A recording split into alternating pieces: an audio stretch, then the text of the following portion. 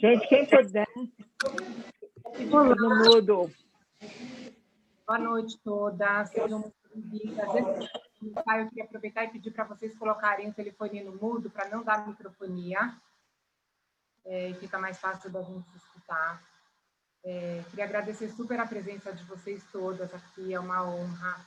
Agradecer o Marcelo, que está com a gente, a Renê e a Flávia, que vão dividir com a gente a história delas, para a gente poder conversar sobre esse tema que é super importante e gera muitas dúvidas na nossa vida, principalmente atual. Então, a gente vai falar sobre teste genético, sobre reposição hormonal.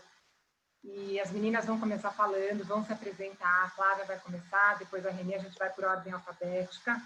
Elas vão falar 5 minutinhos, 10 minutinhos, contando a história delas. Depois o Marcelo vai entrar para conversar com a gente, para explicar, para tirar todas as dúvidas. E aí as perguntas vocês vão mandando via chat, conforme forem aparecendo. Ou depois que a gente abrir para o Marcelo, vocês levantem a mão e a gente vai chamando cada uma de vocês para poder fazer a pergunta diretamente. Tá pronta? Está sem o fone. Para desmutar o fone. Escutando? Sim, super. Só um minuto, super importante. Queria falar que a gente está com uma parceria incrível com a Alcaçuz. Então, eu estou vestida de Alcaçuz, a Noca também. A Xênia está aqui com a gente, é uma parceria incrível, ela já está demais. Queria que vocês passassem lá para conhecer essa coleção, que de verdade está com muita bossa. Eu ia falar que você está chiquérrima, mas tudo bem, agora eu já falei. Fala de mim também, Celina, por favor. Nossa, vocês estão chiquérrimas. Estou me sentindo até, vou até me trocar, gente. Eu estou de roupa de ginástica, vou até me trocar. Vou botar meu Alcaçuz também. Então tá bom, vamos começar depois. Eu pensei a mesma coisa, eu falei, vou me trocar daqui a pouquinho. Tá, com você agora. Você tá sem o fone, tá no mudo, tá? Mas eu desmuto agora, tá. Oi.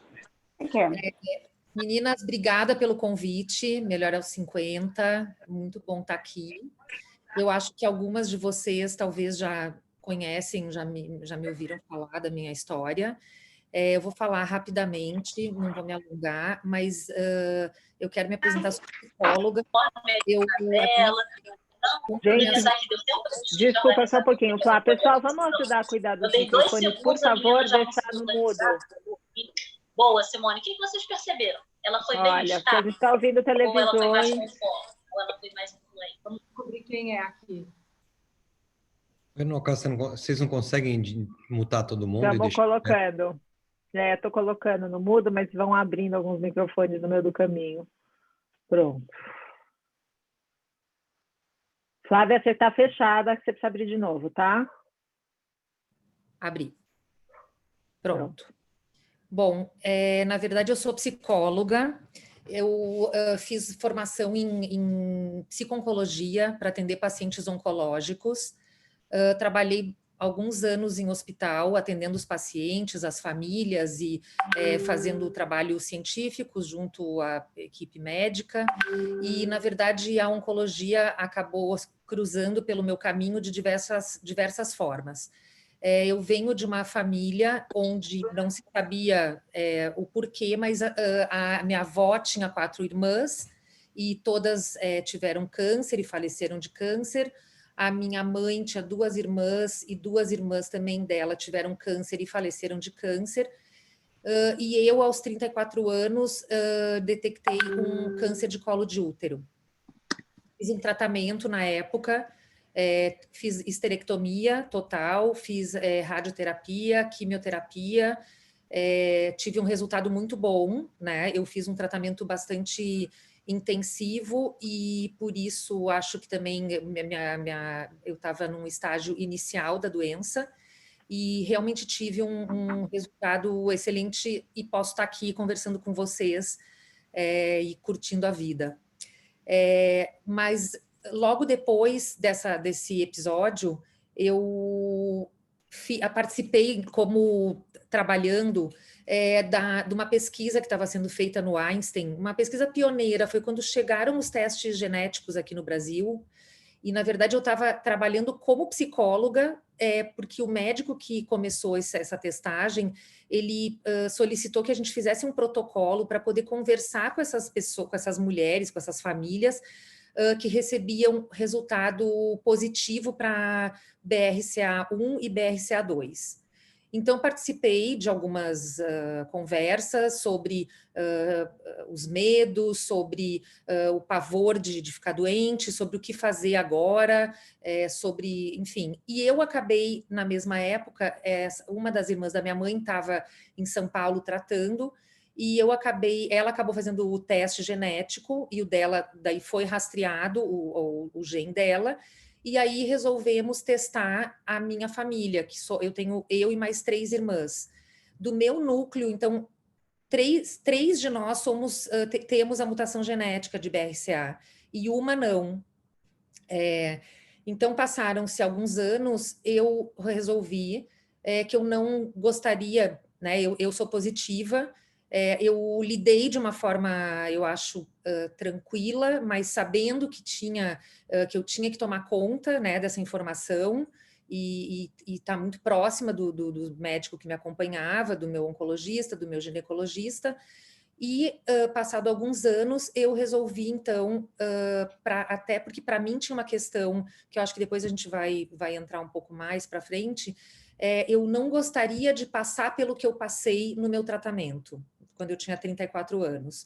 Então, eu pensei, bom, eu tenho esse gene, o que eu tenho para fazer? E na época, na verdade, não se falava Eu tinha uma amiga que tinha feito a mastectomia profilática, mas o que se conhecia que era a cirurgia da Angelina Jolie, né, que é a cirurgia que ela fez. Ela também é BRCA, ela escreveu um artigo super interessante no New York Times, esclarecendo para a população do que se tratava a mutação genética e o porquê dela ter feito a cirurgia. E, na verdade, eu tinha essa informação e tinha essa amiga que também tinha feito, e eu resolvi, sem estar doente, sem ter câncer de mama, fazer a cirurgia de mastectomia profilática. E, na verdade, a minha experiência, assim, eu tenho dois tempos. Um é do pós-operatório, né, que é uma cirurgia grande, extensa, o pós-operatório é um pós-operatório difícil, porque você, na verdade, tira o tecido mamário e a gordura e mantém a mama externamente igual, com o mamilo e toda a pele preservada, mas você coloca a prótese de silicone embaixo do músculo e sem tecido mamário. Então, isso provoca, na verdade, uma pressão no peito, que é, para mim, a minha pior lembrança dessa experiência, mas que, na verdade, hoje é só uma lembrança, né? O tempo passou, a maior parte do tempo eu nem me lembro dessa experiência que eu tive. O que, na verdade, para mim, daí tem de ganhos, eu acabei ganhando uma mama nova, que eu adorei o resultado, que ficou super bem feito, e a segurança de não ter mais o risco de ter o câncer de mama, tá? Então, assim, e aí, no meu caso, como eu tinha feito a esterectomia, eu pude, então, a partir dessa cirurgia, que foi em 2012, fazer reposição hormonal, o que eu não podia antes, né? Então, isso também foi um ganho, tá? Acho que se alguém viesse me perguntar, eu acho que, assim, o meu conselho é, entre a dúvida e o medo de ter alguma coisa e optar pela cirurgia, quer dizer, cada um é cada um, eu acho que cada um tá pronto para, né, para suas próprias escolhas, mas a minha experiência em particular foi uma experiência assim, eu considero muito positiva, que me fez, de alguma forma, tirar um peso da carga genética, que é uma carga provavelmente que vem na minha família há muitas gerações, e essa minha irmã que testou negativo, ela acabou tendo um carcinoma de mama, mesmo sendo negativo, então também é uma questão que está presente, e, para minha sorte, a minha filha foi testada e ela é negativa, então na minha família esse gene não tem continuidade, isso quer dizer, ela não vai passar para os filhos dela esse gene, tá? Então era isso que eu tinha para contar. e seguimos então. Obrigada. Renê? Aí? Renê? Oi, tô aqui, estava ativando o microfone. Oi, boa noite todas, todos, né? Obrigada, Noca, obrigada, Patô. Eu tô aqui para compartilhar rapidamente a minha história. Diferente da Flávia, no lado da minha mãe não existe, não tem ninguém, nem minha mãe, nem a minha avó, nem as minhas tias, nem a minha bisavó, que tiveram câncer de mama. Então, para mim, foi uma surpresa quando eu fiquei sabendo por uma prima minha, do lado do meu pai, de que a minha tia tinha testado positivo para o BRCA1. E aí, aquela dúvida, né? Como assim, meu pai? Quer dizer, tá vindo do meu pai, a gente sempre associa com a mãe. Então, para mim, nunca foi uma questão o câncer, né, de mama. E nem de ovário, essas coisas. E aí, quando a minha prima testou e ela falou para mim, olha, melhor testar, e eu falei para minha irmã, eu falei para o meu irmão, a gente foi, todo mundo na família foi testando. Na hora, eu não sei explicar, mas eu tinha certeza que eu tinha essa mutação. Porque eu pareço muito com a minha mãe, eu pareço muito com a família da minha mãe, era quase como se eu não tivesse conexão com a família do meu pai. Então, na hora eu falei, eu tenho isso. Certeza que eu tenho. E eu já fui procurar, já fui me informar, porque eu falei, antes demorava, sei lá, não sei quando demora agora, mas demorava, sei lá, quase um mês para sair o resultado. E aí, quando veio o resultado, o meu ginecologista, que é o Carlos Cheresnia, ele falou, procura um geneticista, procura um oncogeneticista. Eu fui, e ele me explicou rapidamente, assim, muito bem explicado, mas ele falou, olha, é o seguinte, você tem uma chance enorme, eu não vou falar dados, eu não vou falar número, eu vou deixar para o Marcelo falar esses números, mas você tem uma chance enorme de ter um câncer de mama e um câncer de ovário. Eu, na hora, falei, câncer de ovário é fatal, eu vou tirar isso quanto mais rápido possível. É claro que isso aqui é uma decisão super pessoal, foi uma decisão minha. Eu optei em não fazer a mastectomia, que nem a Flávia fez, eu optei em não fazer. Mas, assim, o mais importante para mim é a mensagem que ficou do BRCA.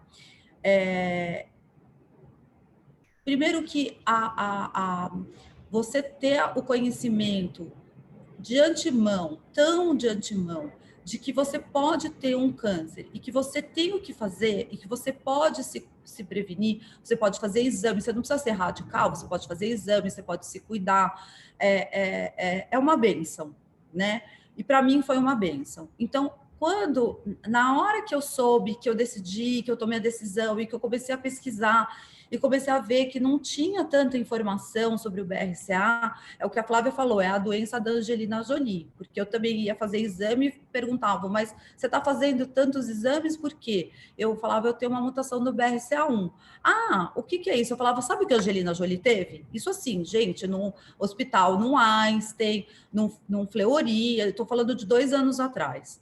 E aí eu fui me informando, eu fui conversando com pessoas fora do Brasil, eu tenho muita ligação com pessoas em Israel, e eu fundei o Braha. Braha, em hebraico, para quem não sabe, é uma bênção, e é um trocadilho com a palavra BRCA.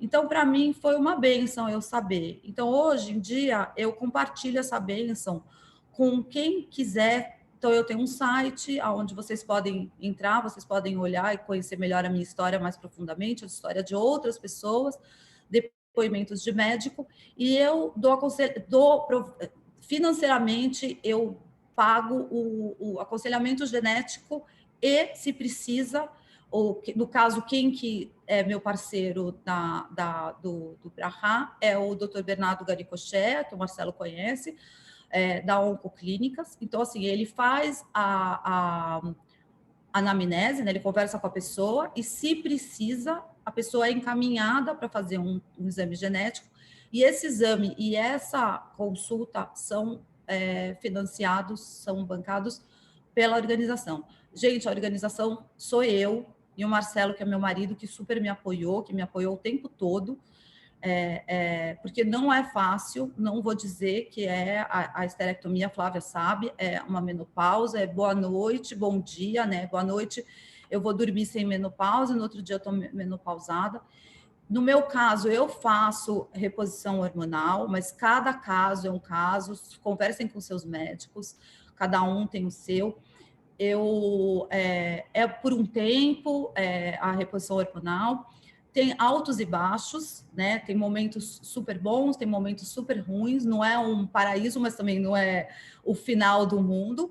Eu posso dizer que eu não vou morrer de câncer de ovário. Assim, a câncer de mama eu lido, né? Faço uns check-up, faço os check-ups a cada 6 meses e eu vou lidando com isso. E assim, se eu pegar, vai ser no começo, mas eu tô tranquila com essa decisão, né? Eu não sou uma pessoa neurótica que acho que tô com câncer, acordo de manhã, ai meu Deus, tô com câncer no seio. Não, eu não acho.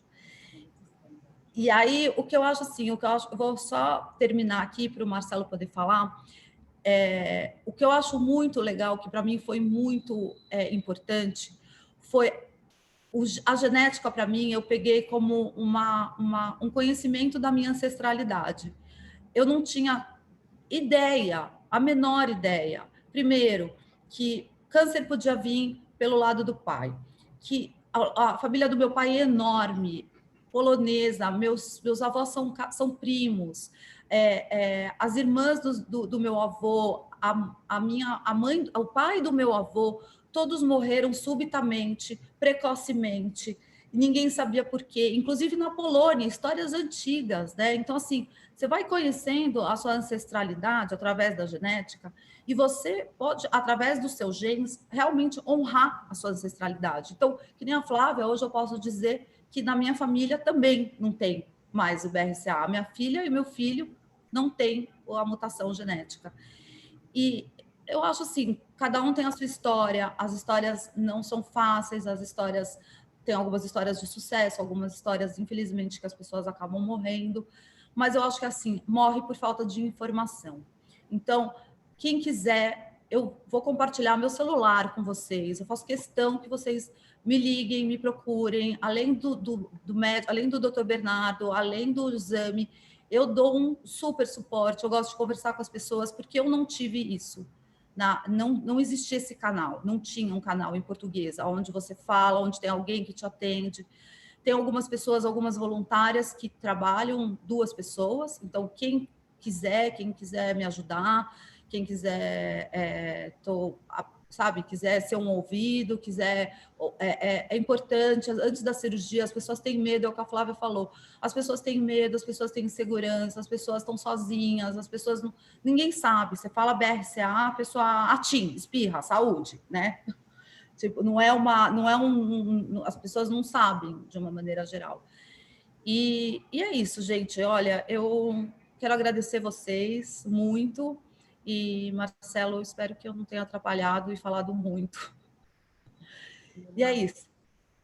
E a gente quer muito agradecer, né? Vou passar a palavra para a Noca também. Renê, Flávia, super obrigada por vocês dividirem a história de vocês. Com certeza ajuda muita gente a saber, a tirar dúvidas e a poder ficar à vontade de fazer as perguntas, porque é muito íntimo, mas é só assim, nessas trocas, que a gente vai poder entender e esclarecendo. Nossa, quer falar alguma coisa? Quer começar? Eu vou contar um pouquinho da minha história, na verdade. Eu tenho uma história completamente diferente das meninas. A minha mãe morreu de câncer muito jovem, com 35 anos. Ela teve um câncer super agressivo e foi embora cedo e rápido. Então, isso era uma coisa que me assombrava muito. Há 1 ano e meio, eu acho, eu fui no Marcelo para conversar sobre isso, qual era o caminho a seguir, e ele falou que a primeira coisa que eu tinha que fazer para a gente poder tomar qualquer decisão em relação à reposição hormonal, por causa da minha idade, eu já estou com 54 anos, era fazer o teste de BRCA. E eu vou dizer para vocês que eu enrolei 1 ano para fazer o teste, porque a minha dúvida era o que eu faria depois que eu tivesse a resposta, né? Se eu ia partir para tirar ou para não tirar, como é que a gente ia vivenciar, como é que eu iria vivenciar com isso? Eu tinha um pouco de medo, né, desse teste, desse resultado. E eu acabei fazendo o teste, deu negativo. Eu não tenho o gene mutado do BRCA, e aí Marcelo, junto com a minha ginecologista, resolveram que eu poderia fazer reposição hormonal assim que eu entrar na menopausa.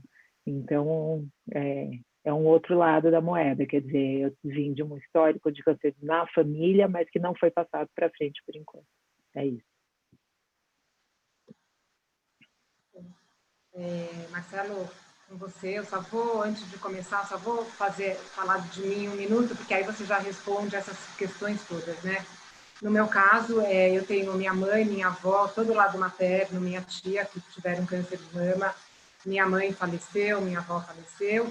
E eu fui fazer o BRCA com certeza absoluta que ia dar positivo, porque na minha família materna, fora o lado feminino, o lado masculino também teve câncer de mama. E para minha surpresa, eu não testei, não tenho gene.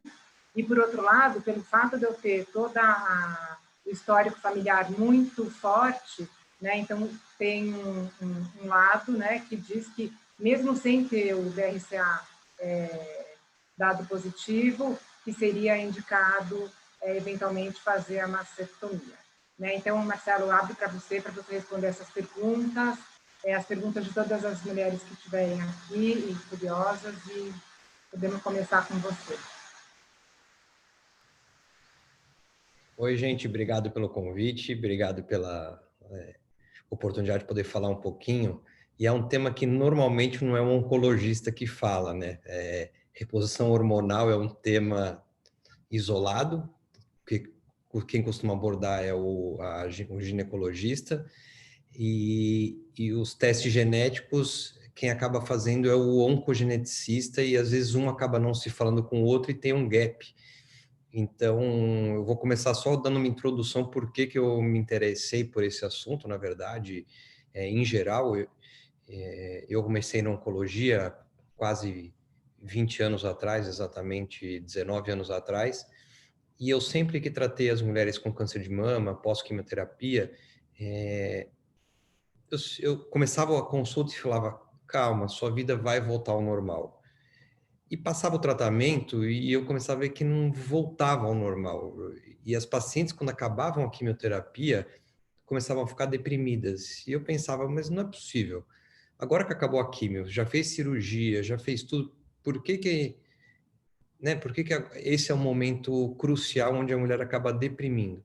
Porque, na verdade, o oncologista acabava sendo o último médico, a última segurança que a mulher portadora do câncer de mama tinha, porque a sociedade é cruel, a sociedade já não deixa o emprego separado, a pessoa tomou corticoide, caiu o cabelo, e essa pessoa acaba se sentindo excluída da sociedade de uma forma geral, e a quimioterapia é o que segura ela, o oncologista era o último vínculo que ela tinha. Então, mulheres que não tinham namorado, que não eram casadas, ou que iam ter que se expor com cicatriz, Então, era uma época que não se falava nada, era muito obscura, era vergonha falar do termo câncer.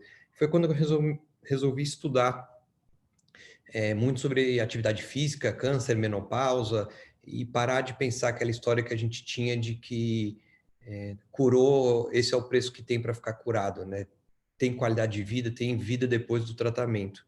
E aí, em 2007, eu comecei a fazer um grupo de atividade física para mulheres que tiveram câncer de mama e estavam fazendo quimio preventiva. E o trabalho acabou sendo publicado num congresso de atividade física em Paris, porque foram 50 mulheres que fizeram atividade física durante a quimio, diminuiu a depressão, o mal-estar, o ganho de peso, e foi muito interessante. Foi daí que eu comecei, então, a me interessar por esse assunto, que tem vida depois do câncer. A Flávia, para quem não sabe, é minha esposa, a gente viveu junto esse momento, eu vivi como médico oncologista na época, mas como companheiro, e vi as dificuldades diárias que o paciente também tem, não só pelo lado médico, mas pelo lado companheiro.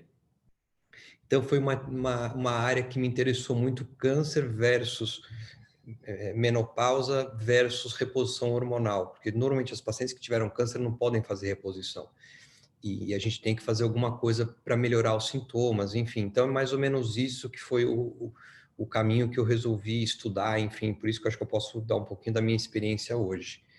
Inclusive, tem uma amiga minha que é psiquiatra oncológica, Ana Lúcia, que está estudando muito sexualidade pós-tratamento, ou durante o tratamento, enfim, é um assunto que parece, é um mito ainda, né? As pessoas têm muita dificuldade, muito porque o médico não tem tempo, então a consulta acaba sendo de 10 minutos, não dá nem para examinar, quanto mais perguntar sobre intimidades.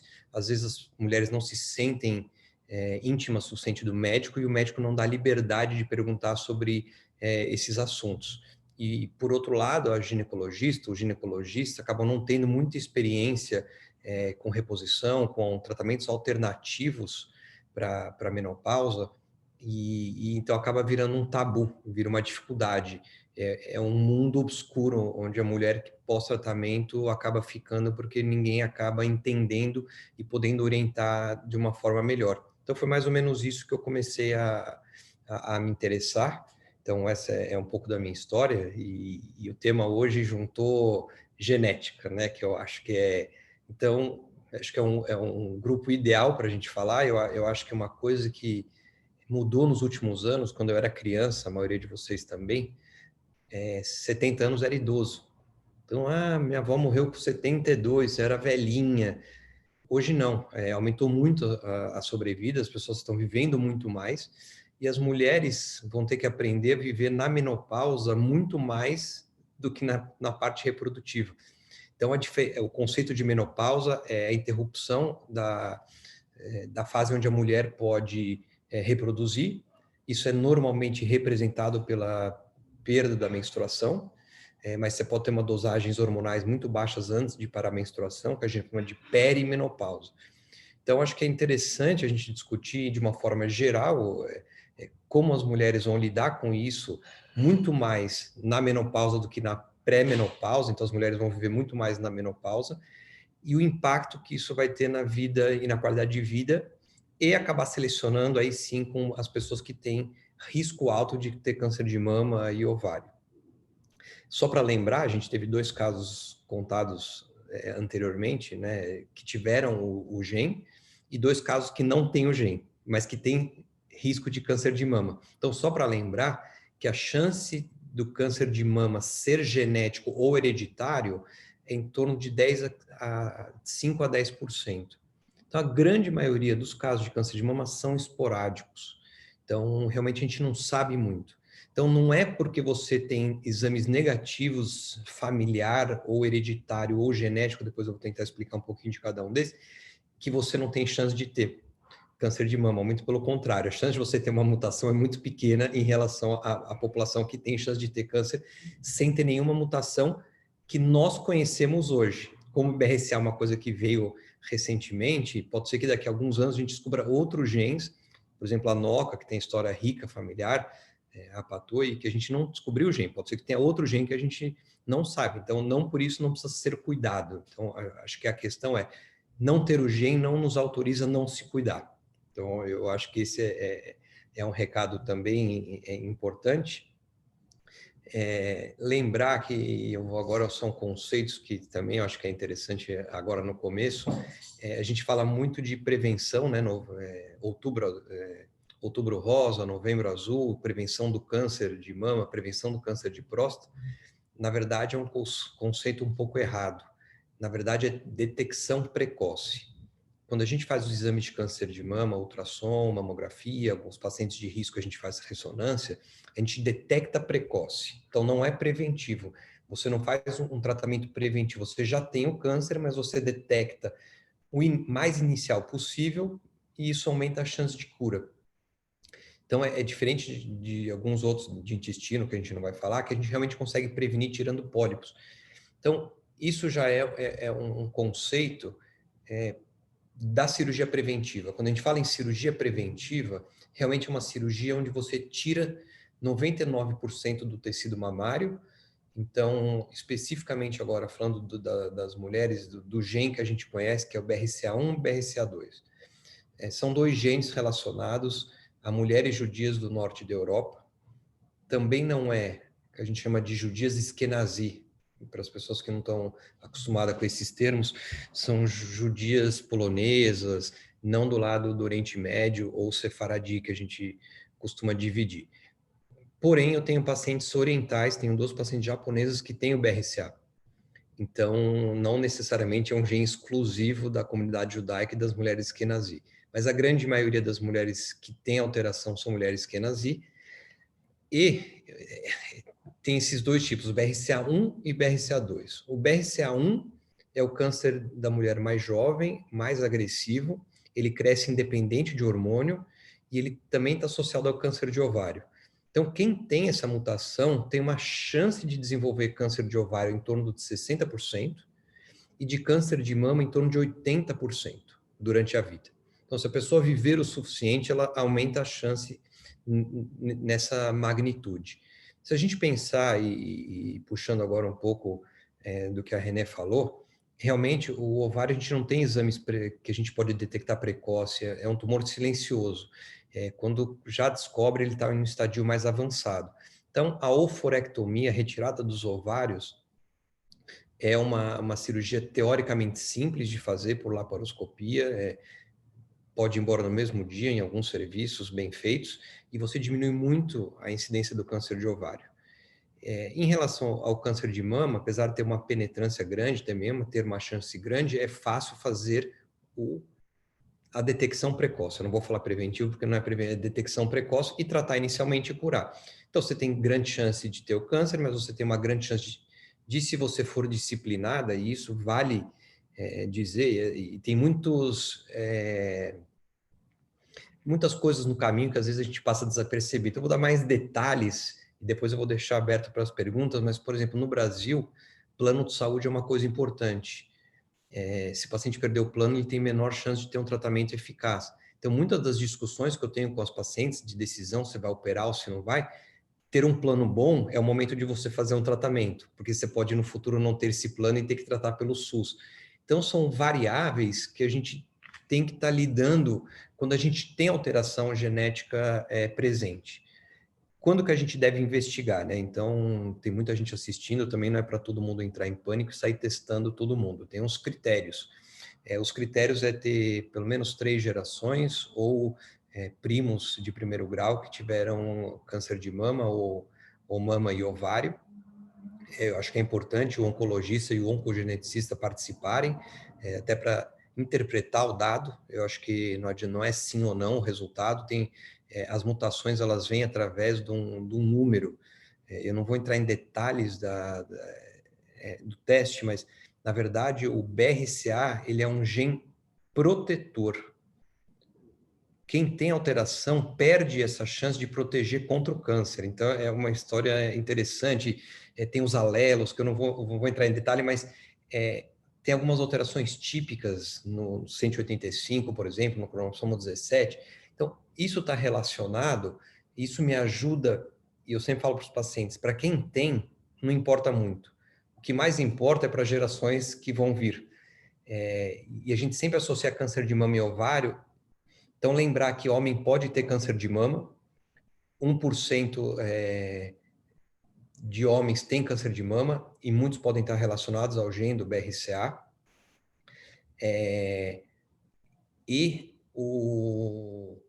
Pode passar assintomático pelo homem. Aumenta o risco de câncer de próstata no homem, mas não necessariamente ele precisa desenvolver. Então, se nós tivermos tias, tem que fazer todo um desenho para ver realmente a cadeia da onde esse gene ele está se perpetuando e para onde eu preciso me direcionar. E, por exemplo, como a Flávia falou, a filha é negativa, então esquece, já não precisa mais dosar ninguém da família. A Renê é a mesma coisa. Muito desses genes foram perpetuados pelos casamentos consanguíneos entre parentes na época da Europa, então provavelmente com a miscigenação esses genes também vão diminuindo a penetrância, então provavelmente a gente vai ver no futuro próximo esse gene já perdendo um pouco essa potência. Então, em relação ao gene, ele é mais raro do que o câncer espontâneo, então acho que a discussão que a gente pode ter de menopausa e tratamentos, eu acho que vale mais para a mulher em geral do que para quem tem o BRCA. O BRCA é uma alteração muito específica e quem tem vai ter que discutir com o médico, não tem muita opção, a discussão é pessoal. Quem tem a mutação, e às vezes a gente fala BRCA, confunde, tem 1 e 2.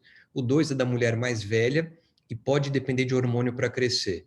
O BRCA1 não depende de hormônio. Então, são coisas muito específicas para a gente discutir. Acho que são casos realmente que o médico tem que sentar, o oncologista, o oncogeneticista.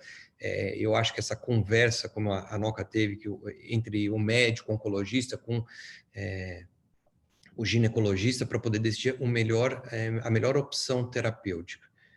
Então, só vou falar mais um pouquinho, então, sobre a menopausa, né? O que é a menopausa, o que pode acarretar a menopausa e se vale interferir na menopausa, né? Quem são os pacientes que a gente vai precisar tratar? De uma forma geral, eu gosto de dividir em 3 grupos. Um grupo, as mulheres que vão entrar na menopausa, não vão sentir nada e provavelmente não vão precisar de nenhum tratamento hormonal e nenhum tratamento coadjuvante para essa menopausa. O segundo terço das mulheres vão ter sintomas leves e provavelmente nós vamos precisar interferir em alguma ou outra alteração dos sintomas que essa paciente tem. E tem um terço... Marcelo, deixa eu só te pedir uma coisa, se você puder explicar, porque na verdade a reposição hormonal é exatamente isso, né? É para aliviar sintomas da menopausa, né? Porque eu acho que muita gente ainda espera que a reposição hormonal seja para manter uma juventude. Então, se você puder explicar isso um pouquinho, acho que seria bacana. Tá, eu vou então, completando esse terceiro grupo, que realmente vão ter muitos sintomas, e talvez esse sim é um grupo que talvez se beneficie do tratamento hormonal.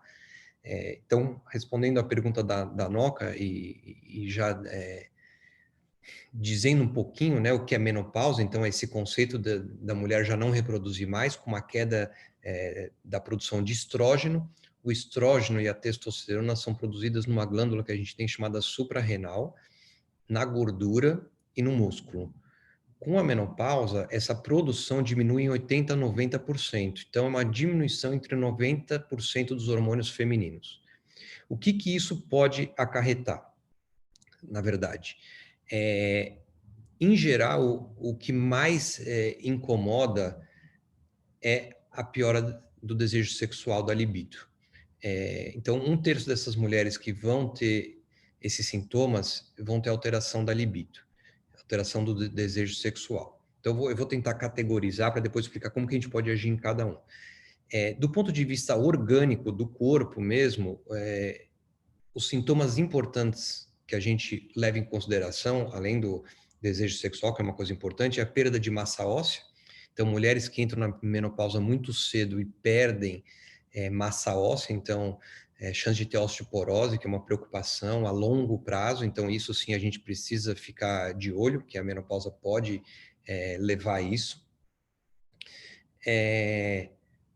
Secura vaginal, ondas de calor, depressão, e uma coisa pode estar ligada à outra. Dor para ter relação sexual, algumas mulheres podem ter, que também está relacionada à secura e ao quadro de depressão e diminuição da libido. Então, é um conjunto de sinais e sintomas que eles podem ser leves, moderados ou graves. Acho que é isso que é importante. O tratamento, como a Noca falou, eu preciso dividir para ver, realmente eu não vou manter essa mulher reprodutiva, eu não vou voltar para pré-menopausa. Então, a reposição hormonal não tem essa função. Então, a gente tem que saber o que a gente está procurando de tratamento para poder melhorar. Então, depressão, perda de atenção, a gente pode tratar com antidepressivo. Até a própria perda de libido, a gente acaba podendo tratar com antidepressivo. Secura vaginal, a gente trata com lubrificantes e pomadas à base de estrogênio, elas lubrificam a vagina e não tem penetrância no organismo, é bem seguro. Inclusive, mulheres com câncer podem usar. O sintoma mais irritante, que são as ondas de calor, ou sudorese, então a pessoa acorda com aquele suor, com aquele calafrio e aqueles calores, tem vários estudos mostrando que o antidepressivo resolve em 50% só o uso do antidepressivo, e a associação com outros remédios a gente consegue melhorar em 80%, 90%. Por que eu estou dizendo isso? E é um dado que eu tenho, porque as minhas pacientes não podem fazer reposição hormonal, porque elas já tiveram câncer. Então, elas têm uma contraindicação absoluta para a reposição hormonal, principalmente aquelas que tiveram câncer hormônio dependente, que precisam de hormônio para crescer. Então, a gente tem que resolver esses sintomas e a gente acaba resolvendo. Então, de novo, o grande tabu, na minha opinião, da não melhora dos sintomas é a falta de discussão do médico com o paciente. Então, a não discussão, não se expor, não discutir, o médico não ter o tempo de ouvir esses sintomas, acabam sendo prejudiciais. Como eu comecei a falar na época do câncer, então, além disso tudo que eu estou falando agora, provocar menopausa e pensar que a mulher ainda tem uma mutilação, tem uma cicatriz, fez radioterapia, está careca e está inchada pelo tratamento, que o corticóide acaba inchando. Então, a gente tem que reabilitar essa paciente. A gente reabilita ela com atividade física, com maneiras que a gente consegue fazer sem necessariamente ter que dar hormônio. Então, eu acho que a pergunta da Noca veio a calhar, assim, toda mulher precisa tomar hormônio feminino para ter energia ou para ter juventude? Não. Eu posso ter medidas de dieta, de atividade física, sem necessariamente ter que repor hormônio para todas as mulheres. E aproveitar um último gancho, que é em relação à testosterona, que muitas mulheres perguntam, e é uma dúvida praticamente frequente no consultório, no dia a dia, é associar a testosterona à reposição hormonal para ajudar nessa melhora da disposição. Na verdade, o que a gente tem de estudos da testosterona hoje, ela melhora a libido, melhora o desejo sexual, então isso é verdade, e ela tem alteração na massa magra. Você pode ter um pouco de ganho de massa magra com o uso da testosterona. Porém, todo tratamento tem os seus efeitos colaterais. Então, acho que também é uma discussão que a gente tem que ter para ver os riscos-benefícios. Eu acho que o que a Renê falou, que é discutir com o médico realmente os riscos-benefícios de cada uma. Então, eu não vou entrar em detalhes profundos, mas a gente tem riscos de embolia, de doenças de trombose, de quem gosta de viajar de avião muito tempo pode aumentar o risco de poder ter trombose. Então, tem uma série de alterações que a gente tem que ficar de olho. A reposição só de estrogênio, por exemplo, para mulheres que têm o útero, aumenta a chance do câncer de útero. Então, essas pacientes têm que usar progesterona junto. Então, eu não vou entrar em detalhes de cada tipo, porque cada um tem os seus benefícios e seus efeitos colaterais, mas eu acho que é uma ideia geral de que a reposição, do ponto de vista do oncologista, não é um crime. A gente tem indicações precisas para fazer reposição hormonal, inclusive minha esposa acabou de falar que ela faz, então eu não sou, nós não somos todos, mas eu acho que tem que ponderar. Enfim, Pato, eu não sei se já tem alguma pergunta para a gente ir respondendo junto. Menina, Marcelo, tem 3 perguntas aqui no chat. Na verdade, eu queria saber se vocês querem fazer pergunta direto para o Marcelo. Tem pergunta da Lúcia Siqueira. Lúcia, você quer fazer direto a pergunta para o Marcelo? Quer que eu leia? Tá aí, Lúcia? Bom, então eu vou fazer a pergunta dela primeiro, e aí, se ela quiser, depois me interrompe, que aí você faz direto, Lúcia. Deixa eu ver. A Lúcia está perguntando, né? A idade que as gerações anteriores tiveram é um fator a se considerar? Se a gente for pensar em relação ao BRCA1, a gente sabe que é em mulheres jovens, abaixo dos 50 anos, o maior risco. Então, e tem uma coisa, como eu expliquei para vocês, é um gene relacionado a judias Eskenazi. E nesse período a gente teve a Segunda Guerra Mundial, onde muitas mulheres morreram. E a gente acaba não tendo a história dessas gerações todas, né? Então, é um dado interessante, porque às vezes a gente não tem. Eu já tive alguns casos de pacientes que foram adotadas, que não sabem história familiar. Lembrar que pacientes que foram adotadas não vale a história das pessoas, das gerações, então são coisas que a gente tem que ficar de olho. E, normalmente, se a gente for seguir o livro, são 3 gerações independente da idade. Mas, de novo, se eu for pensar em BRCA1, eu penso na mulher jovem, o BRCA2 eu penso na mulher mais idosa. Então, não vai fugir muito a idade, vai diferenciar entre BRCA1 ou BRCA2. Mas 3 gerações seguidas com câncer já é um indício familiar. Para pesquisar, né? Se isso vai dar positivo ou não, é grande chance, inclusive, de vir negativo, né? Como eu falei, é raro vir positivo. A gente conhece famílias inteiras que são BRCA1, então eu tenho viés, como eu sou oncologista, acompanho essas famílias, mas eu sempre lembro que a maioria vai ser esporádico, vai ter câncer independente de ter o BRCA ou não. Então, a idade, o conceito é esse: 2 primas de primeiro grau, ou lembrar como tem câncer de próstata que fica um pouco, precisa realmente avaliar, e 3 gerações que tiveram câncer de mama, independente da idade. Eu acho que isso que você falou, Marcelo, é uma coisa bem importante, né? Na verdade, testar o positivo e não quer dizer que você não vai ter câncer, ou fazer a remoção, né, de mama ou de ovário, não quer dizer que você não vai ter câncer em outro lugar, né? Que eu acho que é isso que é uma coisa importante da gente sempre ter em mente. Quer dizer, a gente não está livres porque a gente testou negativo. Quer dizer, eu que, por exemplo, testei negativo, eu tenho que me cuidar, e quando eu começar a fazer reposição hormonal, eu tenho que diminuir o tempo de cuidado dos exames, né? Foi uma coisa que vocês me falaram bastante. Uma coisa não elimina a outra, né? Só te dá um caminho de como seguir, uma dica, né? De como seguir o tratamento. O câncer do BRCA1, por exemplo, e como eu falei, a NOCA pode ter uma mutação que a gente não saiba hoje ainda, mas pode ter. O BRCA1, a gente sabe que ele é um câncer de intervalo. Ele não respeita o intervalo anual. Então, no caso da Renê, ou as pessoas que optam por não fazer a cirurgia da mama, que a gente faz segmento, a gente tende a fazer um segmento semestral ao invés de fazer anual, para realmente detectar tumores menores. Eu sempre lembro que, e de novo, do mesmo jeito que eu falei do plano de saúde, que é uma coisa que às vezes passa desapercebido, mas é uma preocupação que eu tenho com os pacientes, eu tenho alguns pacientes que infelizmente perderam os planos e acaba perdendo todo o segmento. Nós dependemos muito de quem faz o exame. O ultrassom é um exame médico dependente. Então, não necessariamente a gente não visualizar nada no exame não quer dizer que não tenha, quer dizer que o médico não viu.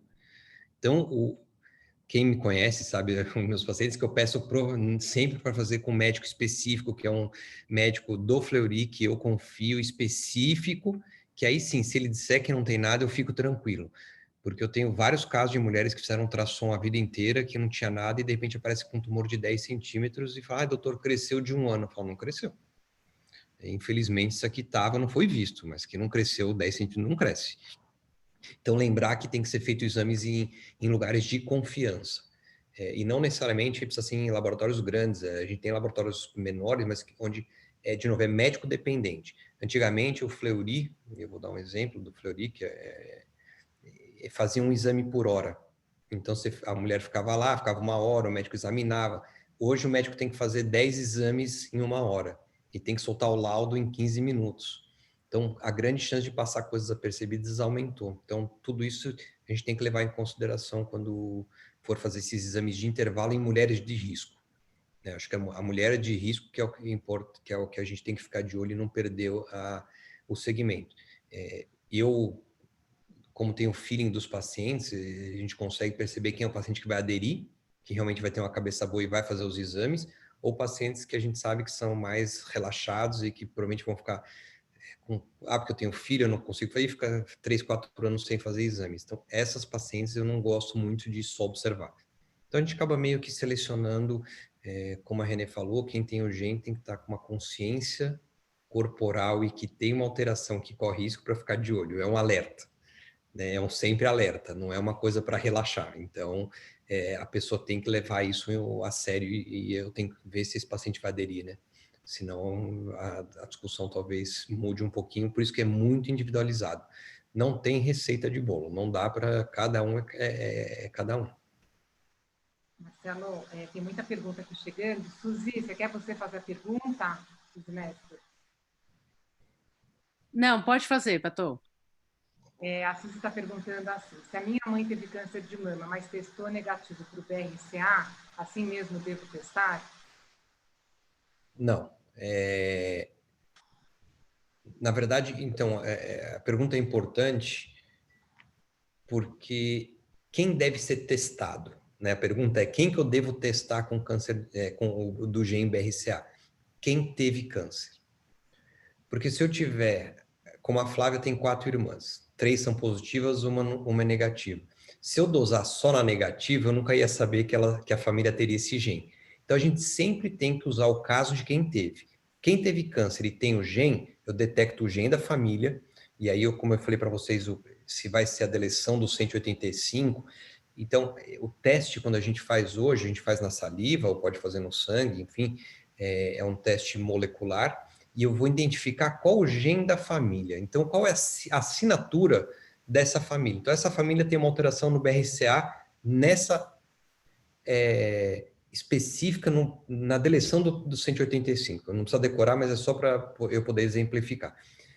Na geração futura, quando eu for dosar os filhos, eu não preciso mais fazer o painel geral. Eu vou direto na mutação do 185. Então, isso, inclusive, barateia o exame. Então, o primeiro que eu tenho que mapear o gene inteiro, ele é mais caro, e depois eu vou só no gene específico da família.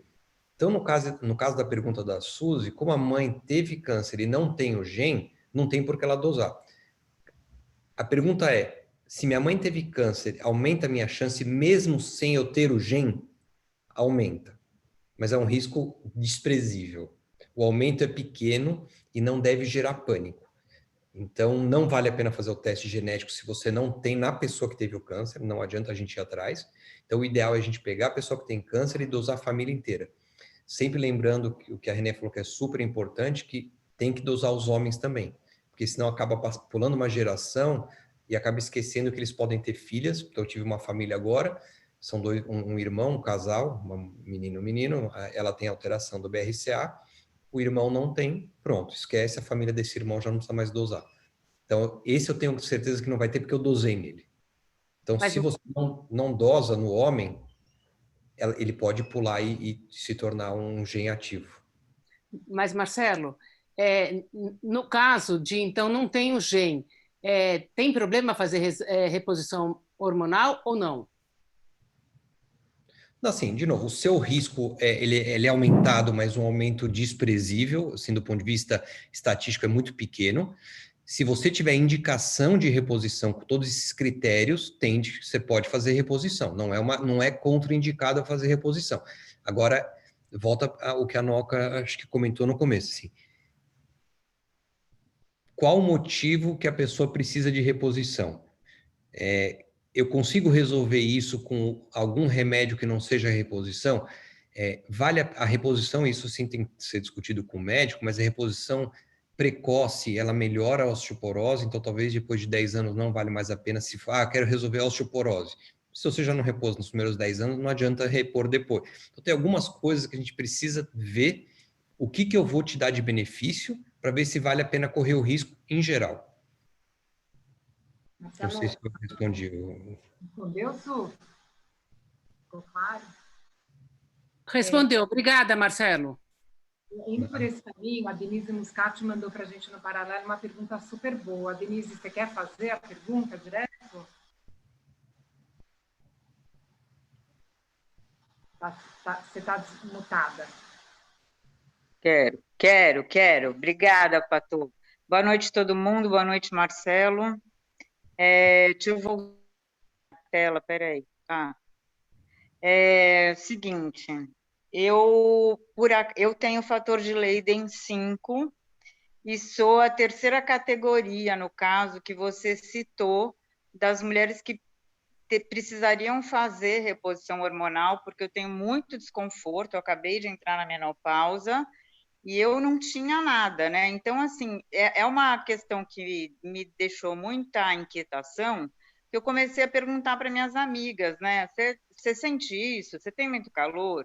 Você tem, assim, todas essas coisas que você citou aí, né? Porque De repente eu vi que tem muito homem na sala, assim, alguns eu não estou muito à vontade de falar algumas características assim importantes, mas eu não sabia que homem também podia ter câncer de mama, por exemplo. E aí, assim, eu descobri que o fator de Leyden 5, ele foi porque meu irmão infartou e assim a gente investigou e soube. No caso, ele precisaria ter... E eu tenho uma irmã que teve câncer, então, assim, fica naquela linha tênue da gente não saber para que caminho eu vou, entendeu? Se eu poderia ou não fazer essa reposição hormonal, porque, em tese, eu não posso, né? Assim, o risco de trombose, porque a reposição hormonal tem um risco que eu tinha comentado de a gente não sabe se no começo, dando bem no início, se você protege de doenças cardiovasculares, mas aumenta a chance de trombose e só para quem não está muito familiarizado, o fator 5 de Leiden é um fator trombótico, na verdade. Ele aumenta a chance de trombose. Então, assim, se eu tivesse que te dar uma dica, eu começaria com atividade física, dieta. Atividade física assim, tem impacto muito grande na qualidade de vida da mulher. Eu tenho algumas pacientes que são sedentárias e vêm com essa história, doutor, mas minha amiga joga tênis e faz reposição hormonal. Eu falei, provavelmente grande virtude é do tênis, muito menos da reposição. Então, assim, ficar sedentária e ficar tomando remédio, não sei se vai resolver. Mas a minha experiência com antidepressivo e gabapentina, que é uma combinação, melhora muito as ondas de calor. Melhora a secura vaginal. A gente tem laser terapia hoje, que é super eficaz, cremes de ginecológico. Então, assim, eu acho que a ideia no seu caso, eu nem me preocuparia tanto com câncer de mama, mas com risco de trombose pelo fator de Leiden. Mas... É só uma coisa, assim, eu sou super ativa fisicamente falando, na dieta, então, assim, eu funciono direitinho, vamos dizer assim. Em tese, se eu tivesse que trombosear, não sei como é que você fala, já teria tido. Mesmo assim, eu não tenho, assim, eu não, digamos que eu não... Assim, eu não estou satisfeita, né, assim, com as coisas que eu tenho, né, e eu já tomo antidepressivo e já tomo a gabapentina, no caso, pregabalina. Não, entendeu? Não sei o que fazer mais. Então, no seu caso, que é muito específico, eu primeiro discutiria o fator de Leiden, se é heterozigoto ou se é homozigoto. Então, para de uma forma mais leiga, se realmente você tem os dois alelos e que o seu risco de trombose é muito grande, talvez tentar, por exemplo, reposição com anticoagulante, com uma dose mínima de anticoagulante. Então, como eu falei, é muito individual, mas assim, eu acho que a qualidade de vida é muito importante e se isso está te incomodando muito e você já faz isso, são discussões que a gente tem e eu acho que assim, hoje o médico, e eu vejo isso, a gente não tem como impor, o risco é compartilhado. Então, eu tenho uma paciente jovem que teve câncer de útero e todo mundo contraindicou reposição e a vida dela estava muito ruim. Eu falei, Marcelo, eu prefiro morrer do que viver desse jeito. Desculpa, mas eu falei, tá, vamos correr o risco junto. A gente vai fazer exames cada 6, vamos correr. E ela tá super bem levando e tá feliz da vida. Que ótimo. Então, a gente vai conversar em breve, pessoalmente, se Deus quiser. A gente tem que discutir caso a caso, entendeu? Tem que estudar muito bem e pesar isso. Então, quer dizer, se você já tentou as outras alternativas e você está naquele grupo que não vai ter uma qualidade muito ruim, você é muito jovem, eu acho que é uma decisão que você... E por fazer atividade física, talvez você diminua a chance de ter um fenômeno de trombose. Então, acho que dá para discutir, sim. Tá bom, muito obrigada. Imagina. A próxima pergunta é da Grazi. Grazi, você quer fazer a pergunta? Não, pode fazer, Patu. Obrigada. Quem tem mutação hiperplasia precisa fazer reposição hormonal? Desculpa, Patu, não cortou. Quem tem mutação hiperplasia atípica, é possível fazer reposição hormonal? Tem a mutação genética mais hiperplasia, é isso? Grazi, explica, por favor. Um pouquinho. Saiu no exame que tem uma hiperplasia atípica. E aí começou, primeiro fez o exame genético e não deu nada. E aí tomou tamoxifeno como preventivo, porque deu uma hiperplasia. Pode ser? Não, assim, então em oncologia a gente usa o termo hormonioterapia para tratar câncer de mama, mas com o intuito ao contrário. É anti-hormonioterapia, a gente bloqueia o hormônio feminino. Então. O tamoxifeno é um bloqueador do hormônio feminino na mama, um Isso. protetor no osso e um estimulador do útero. Então ele aumenta, muito pequeno, mas aumenta a chance de risco de câncer de endométrio. É quase desprezível, mas existe, tem que ficar de olho. Então, se o médico optou por fazer um tratamento com tamoxifeno, ele quer tirar o hormônio. Então não tem lógica nenhuma. Pode fazer a reposição hormonal. Agora, de novo, se essa hiperplasia é tão arriscada, será que não vale a pena tirar? De novo, hoje a gente vai ter que lidar, e eu acho que é isso, o órgão reprodutor feminino, o útero e o ovário, né, acabam perdendo a função, estava conversando isso com uma paciente hoje, mas não é que eles ficam quietinhos, eles podem dar câncer, então também não dá para sair operando todo mundo, enfim, mas se o risco é tão grande que ele deu tamoxifeno, é porque o benefício da hormônio talvez não seja muito pesado e não vale a pena fazer. Então, talvez discutir realmente se precisa do tamoxifeno, porque o tamoxifeno piora os sintomas da menopausa. Então, eu acho que é uma discussão, talvez, cirurgia preventiva. E, de novo, qual o grau de desconforto e se eu não consigo melhorar isso com outras alternativas? Acho que eu falei de coisas medicamentosas, mas quem me conhece sabe que eu faço muito, os pacientes eu encaminho muito para acupuntura, ondas de calor na menopausa melhoram muito com a acupuntura. O sono, que é insônia também, é uma coisa muito chata da menopausa, a insônia, que melhora muito com a acupuntura. Então, a gente tem terapias alternativas bem interessantes. Tem uma gineco que trabalha comigo, eu encaminho muitos pacientes para ela, que ela tem terapia antroposófica, que realmente os resultados são interessantes. Então, de novo, assim, eu acho que não dá para generalizar, tem que pegar seu caso, sentar e falar, não, eu tenho isso, qual que é o risco e qual que é o ganho que eu vou ter. Se eu falar para você que o ganho é ínfimo e você não vai melhorar, então por que eu vou arriscar? Se você falar, putz, Marcelo, eu vou reviver, então, sei lá, então vamos fazer por 2, 3 meses e reavaliar para ver se realmente... Mas o que eu acho que não vale a pena é, por exemplo, o uso indiscriminado agora de testosterona. Então, toda paciente me minhas amigas jogam tênis, usam testosterona, estão muito fortes, estão não sei o quê. Não é para isso. A testosterona não resolve os problemas da menopausa. Tem que ser sempre um coadjuvante. Então, eu acho que essas coisas muito generalizadas tem que a gente... E eu tenho um viés, né? Eu acho que eu sou oncologista. Então, para mim, vem os casos... O ginecologista trata 99 e um vira câncer. Então, ele tem uma visão mais tranquila. O meu são o 99 câncer e um que não tem. Então, eu sempre tenho, mas de novo, eu acho qualidade de vida muito importante. Eu acho que é uma decisão que a mulher tem que ter junto, não pode simplesmente o médico não dar as opções. Eu acho que é um risco compartilhado, como eu falei. E não tem certo ou errado. E depois, se tiver um câncer, foi um risco. Então, sei lá, a gente nem discutiu e nem tem muitos estudos, por exemplo, sobre fertilização. A fertilização, você faz uma estimulação muito grande ovariana.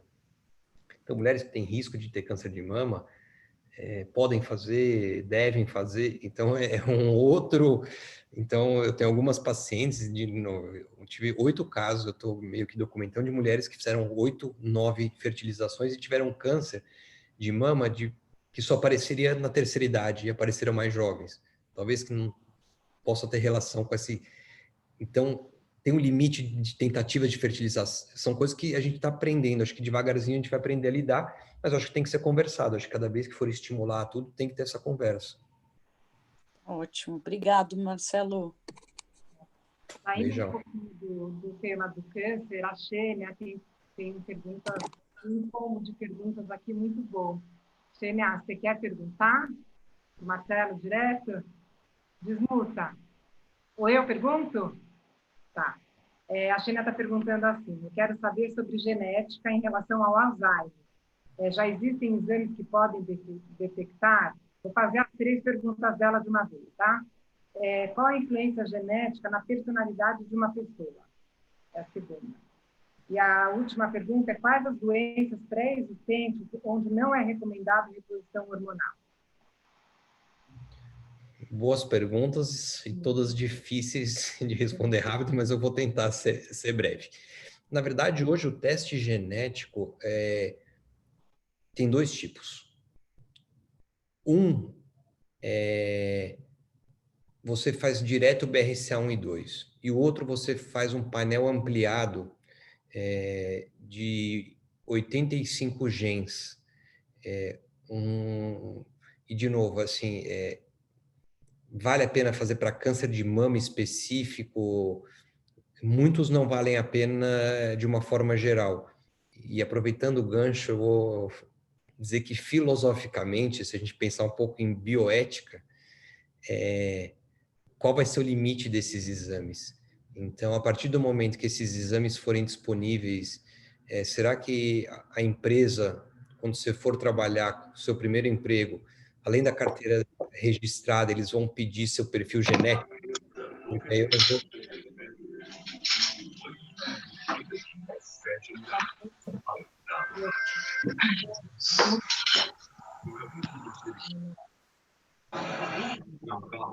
Consegue ver quem é, não? ID. ID. Pronto. Calmou. Então, eu acho que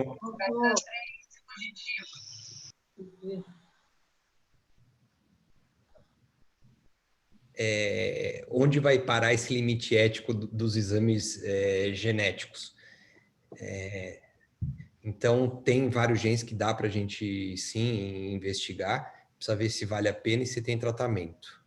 Então, eu acho que não é todo mundo que deve ser testado, é um teste que hoje muitos a gente não sabe o que fazer com esse teste, então acaba causando muito mais angústia do que respostas.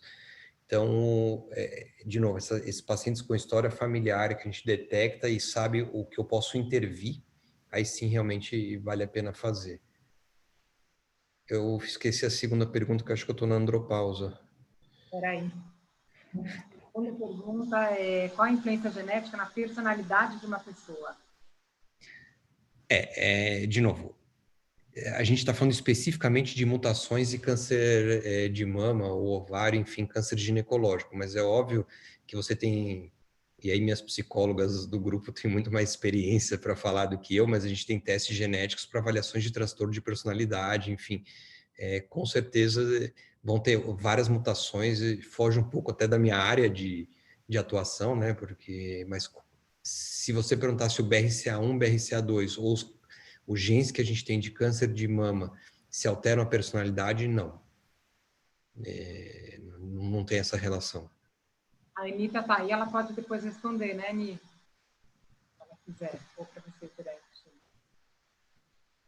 Quer responder, Ani? Tá sem o mudo, tá mutada.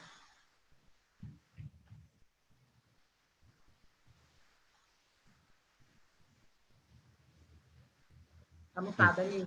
Enquanto desmuta a Anitta, eu vou aproveitar e falar que um conceito interessante é isso, o homem entra na andropausa. Então, às vezes passa desapercebido, mas tem uma queda de testosterona. Então, do mesmo jeito que a mulher tem a menopausa, o homem também entra na andropausa. Um pouco mais tardio, mas também, se tiver algum homem no grupo, enfim, participando, são coisas importantes que a gente tem que ficar de olho também.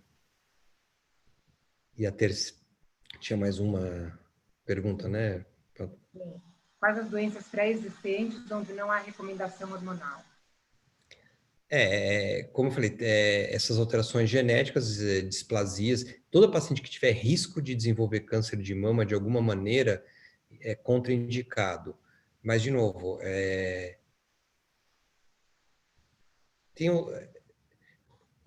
eu prefiro que seja discutido individualmente com o médico, porque se realmente isso estiver causando um desconforto tão grande e isso está causando mal-estar, em que a pessoa não está vivendo, de repente o risco, e não é assim, tomou, fez reposição, vai ter câncer 100%, também não é assim. Também a gente pode fazer os exames a cada 6 meses. Então, assim, tem que pesar muito, é muito mais fácil para o médico seguir protocolo e dizer não, para não ter que correr o risco e não ter que ficar dentro do trabalho fazendo exames. Então, realmente, o risco, se você perguntar para mim, o risco absoluto de fazer hormonioterapia para mulheres que tiveram câncer de mama. Mulheres que tiveram câncer de mama que dependem de hormônio para crescer tem um risco grande e você não deve fazer reposição. Mulheres com lesões pré-malignas altamente sugestivas de poder desenvolver um câncer nos próximos também seria uma paciente que tem contraindicação. O resto é relativo e eu acho que tem que discutir individualmente. Mulheres com chance de risco de endométrio, você pode discutir fazer uma histerectomia e depois fazer... Então, tem várias opções. Tem um preconceito, até aproveitando que foi usado o caso da Angelina Jolie, que as pessoas meio que vão... então agora tira o peito, tira o dente, né? Então, para não ter cárie, eu vou tirar o dente. Não é isso. É uma doença séria, onde a chance do câncer é grande e quem tratou sabe como é dificultoso. Então, não dá para menosprezar nem um lado e nem o outro. Então, mulheres que tomam a decisão de tirar os dois, então, mulheres que tiveram câncer de mama, por exemplo, lobular, que é um típico que ele pode dar nas duas mamas, a gente sugere, inclusive, que tire a mama contralateral. Tem mulheres que tiveram câncer de mama, mas não quero jamais ter risco de ter de novo na mama. Então, faz uma mastectomia bilateral. Então, a discussão da mastectomia bilateral, se vale a pena tirar, porque tem gente que quer tirar só um quadrante. Então, a medicina, ela começou com uma cirurgia radical, você tirava mamilo, pé, e a mulher ficava com músculo. Vocês devem ter visto já mulheres nessa situação.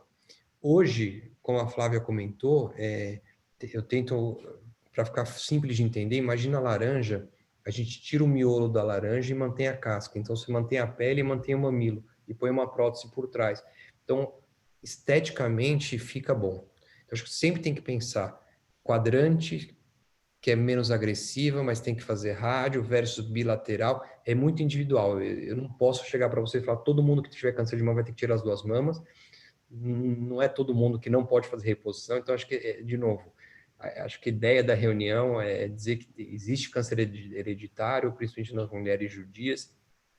Hoje você tem a opção de diagnosticar, então, há uns anos atrás você sabia que várias mulheres da sua família morreram de câncer de mama e você não tinha o que fazer com isso. Hoje não, hoje eu consigo fazer um exame, detectar e conseguir seguir você mais de perto. E o segundo lado é em relação à reposição hormonal, que, de novo, eu acho que é uma discussão muito individual. Eu acho que tem que ser discutido o risco-benefício. Uma mulher que não tem risco nenhum para ter câncer de mama, mas não vai ter nenhum benefício com a reposição, também está errado. Se a mulher tem algum risco, mas o benefício é tão grande que cobre o risco, talvez essa paciente tenha indicação de fazer com uma monitorização mais próxima. Então, de novo, é uma linha muito tênue.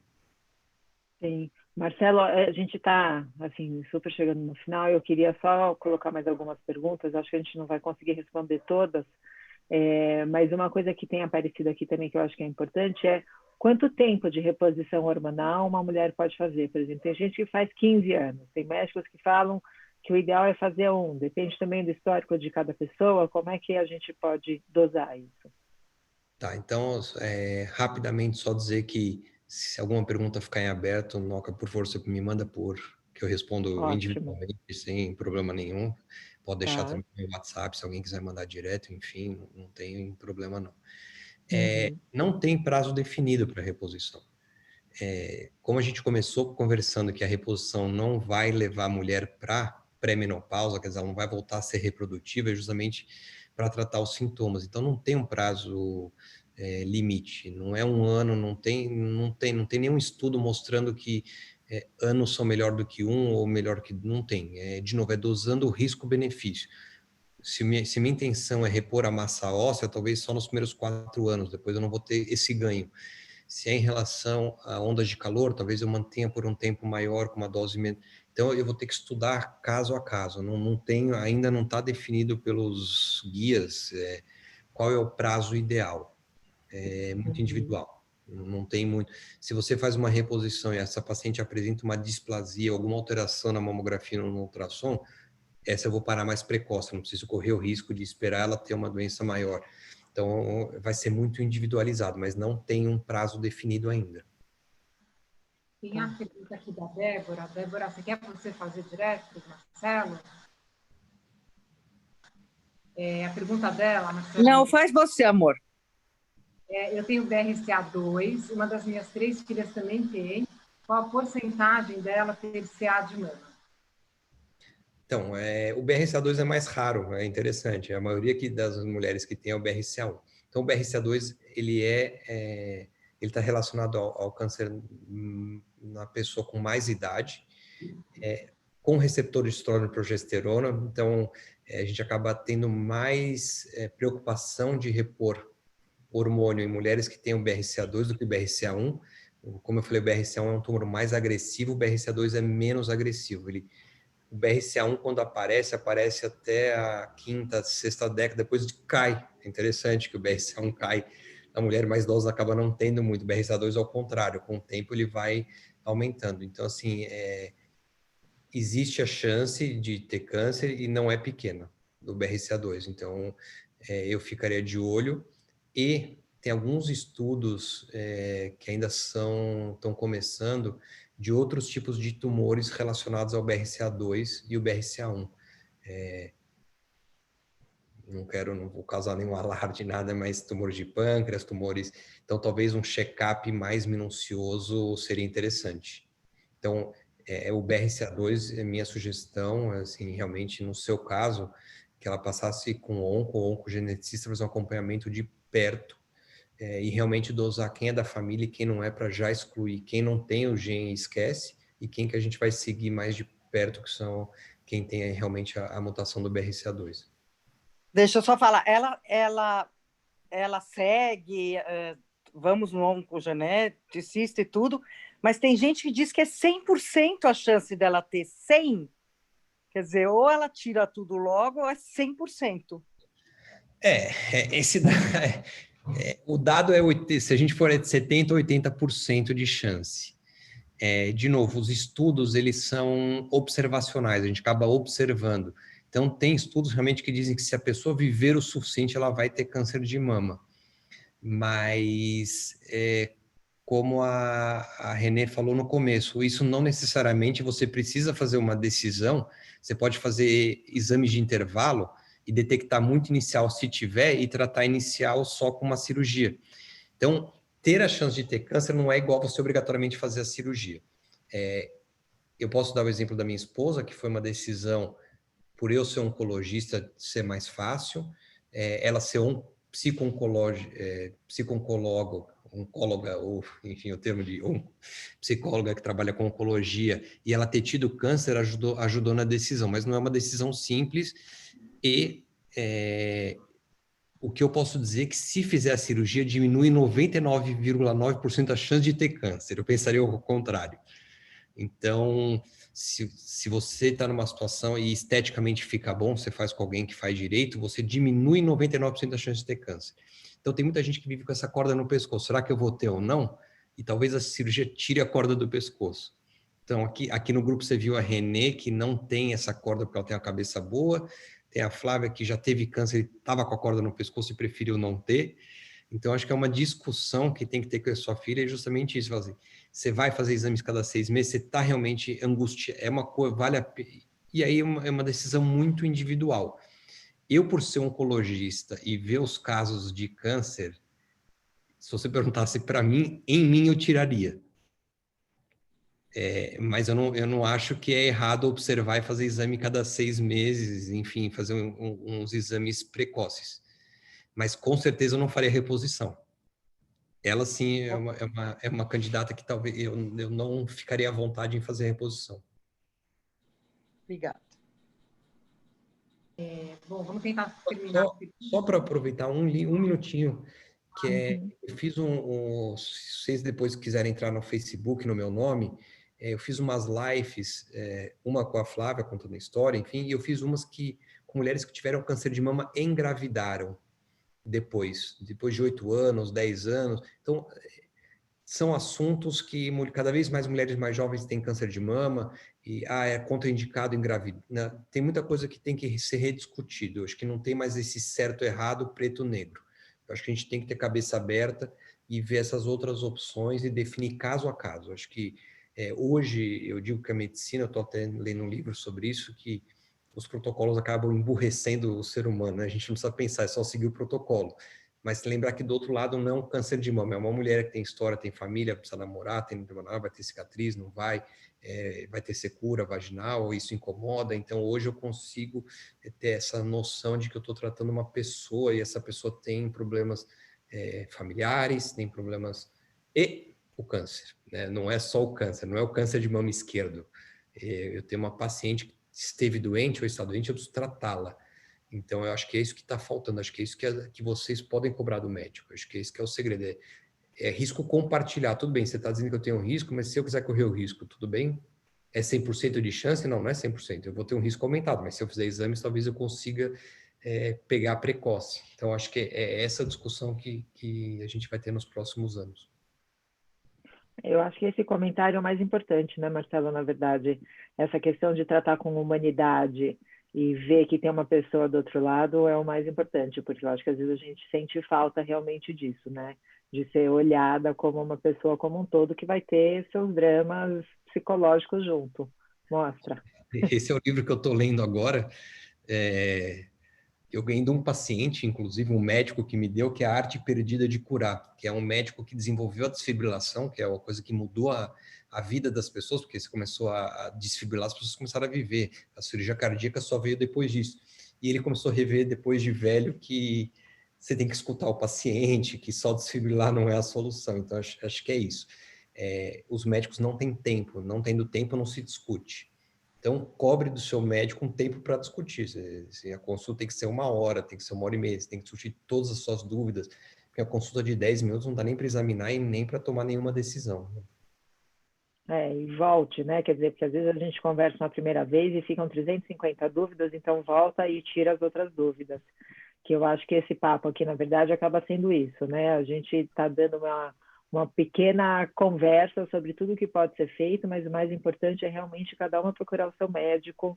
E eu vou mandar as perguntas que não foram feitas para o Marcelo também, para poder continuar, para quem quiser as respostas, porque o mais importante é o individual, né? Eu acho que a medicina está partindo muito para isso. Eu não sou médica, mas eu tenho visto isso muito. Eu acho que você passa muito essa segurança que tem que individualizar o tratamento, né? Não é uma coisa única para qualquer pessoa, né? Para todo mundo é exatamente o mesmo protocolo. Existem os protocolos, mas você tem que olhar quem é que está por trás e os benefícios que isso vai trazer, né? Eu queria que você deixasse uma última mensagem. São 10 da noite, né? A gente normalmente faz os encontros por 1h30. Eu vou mandar as perguntas de quem a gente não conseguiu mandar para o Marcelo, mas eu queria que você deixasse uma última mensagem para todo mundo em termos de cuidado e prevenção e tirar o medo, né, de falar sobre o assunto, porque eu acho que o mais importante é perder o medo do tema. Eu gosto sempre de falar isso para os meus pacientes, então eu vou falar para vocês que é melhor estar vivo com o inimigo do que morto com o amigo. Porque as pessoas têm muito medo de perguntar para o médico, achando que ele vai ficar ofendido ou que eu vou pegar outra opinião, mas realmente o que importa é a nossa vida. O médico vai para a casa dele, ele viu 10 pacientes, ele vai para a casa dele. Então, assim, o seu individual é importante. Eu costumo dizer que o ideal é você encaixar o protocolo no paciente, não o paciente no protocolo. Então, tire suas dúvidas. Mas eu vou falar de secura vaginal para o médico? Vai, eu faço essas perguntas. Eu perguntei para uma senhora japonesa que trata de ver uma segunda opinião. Ela falou: doutor, mas ninguém nunca me perguntou isso e realmente está ruim. Então, as pessoas têm uma série de dificuldades de se abrir com o médico e são coisas que são reversíveis. Então, se eu tenho laser para melhorar a dor na relação sexual, por que eu vou sofrer? Então, eu acho que a gente tem que ter isso na cabeça. Eu acho que a gente não merece sofrer. Eu acho que a gente tem que procurar o melhor. E hoje tem muitas terapias para isso. Pode ser com hormônio, pode ser sem hormônio, independente, mas procurar o bem-estar.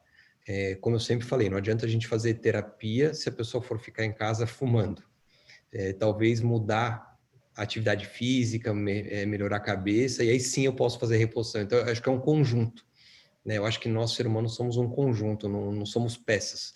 Eu não posso tratar cada peça, e cada um é importante.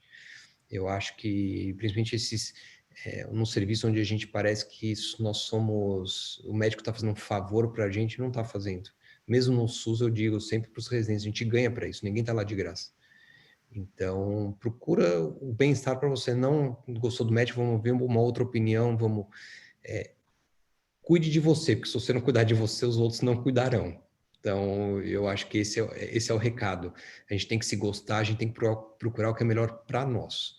E se o médico não for adequado a isso, vamos trocar de médico, né? Eu acho que a gente tem que levar as coisas mais leve. Sem dúvida. E você falou tudo, tem que se cuidar. É isso, tem que se cuidar e tem que se gostar e tem que ir atrás das respostas. Enquanto não está satisfeito, vai atrás de outra pessoa, atrás de outra pergunta, atrás de outra resposta e vai tentando fazer da vida algo mais leve, sem dúvida nenhuma. Muito bem. Eu queria agradecer todo mundo. Obrigada, Marcelo. Obrigada, Renê. Obrigada, Flávia, por contarem as histórias.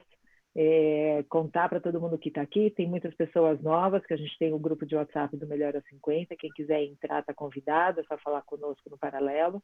E a gente está feliz de ter podido trazer o Marcelo e a Flávia e a Renê e poder contar as histórias e dividir o assunto, que eu acho que ainda temos pano para manga, né? A gente ainda vai continuar nessa conversa mais para frente. Tá bom? Obrigada a todo mundo. Boa noite. Vocês. Obrigada. Obrigada, menina. Delícia ter você. Boa noite. Obrigada. Maravilhoso, meninas. Oi, Nini.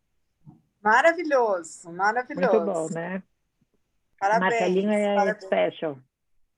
Nossa, Ele Marcelinho. é médico, esse senhor? Quê? Pudim, eu vou para você, me aguarda. Vamos, a gente pode fazer vários projetos. Eu tenho vários projetos na cabeça. Não, você vai cuidar de mim, você vai me ajudar a me cuidar. Aguarde. Ele é meu médico, viu? Contando aqui, ele é meu médico. Pode compartilhar? O Pudim, eu conheço ele há muito tempo, ele mesmo já falou. Conhece o Marcelo, conhece o Serginho, conhece o Paulo. Você. Estudou comigo, eu nem lembrava, mas quando você falou Clops, eu falei, é o Pudim. Ai, sou amiga do seu primo Clóvis. Eu falei, é o Pudim! Então, adorei. Você é um fofo. Gente, Flávia, seu marido é tudo. Você vai dar uma aula para o Marcelo também, né? Porque você sabe que uma das questões da cirurgia da mama é ele não me dar uma força, né? Verdade, isso é super importante mesmo. Mas isso é um comentário importante. Super, comunidade, né? Mas assim, isso é estudo estatístico meu, 90% dos homens fogem depois do tratamento ou durante o tratamento da mulher. São raros os homens que ficam. Primeiro que a mulher é muito mais forte, segundo que o homem não tem força e não suporta.